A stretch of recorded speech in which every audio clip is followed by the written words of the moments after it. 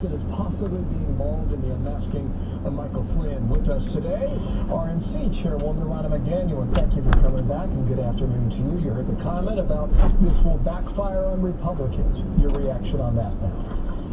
Well, I think this is such a travesty to see that the Obama administration, not the intelligence community, was involved in unmasking a U.S. citizen, and we've now seen also the FBI work to entrap him. This was somebody who was working on the Trump campaign. People should not be using the administration or the government to go foes. And the more and more we uncover, the more deeply You got him on tape. This isn't something that's going to backfire. This is something Oh, he that every doesn't American have to citizen should stop be for concerned any about. license. Watch out for the truck. When you say you look for an intro, what do you find? Now he's going to go real slow. The Obama administration went out of their way to Punish make him sure for whatever it is he thinks he is.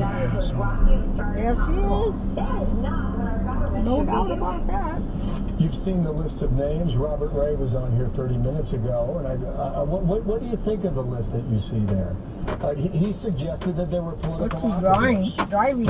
If so, who? It's deeply concerning to see the chief of Altima.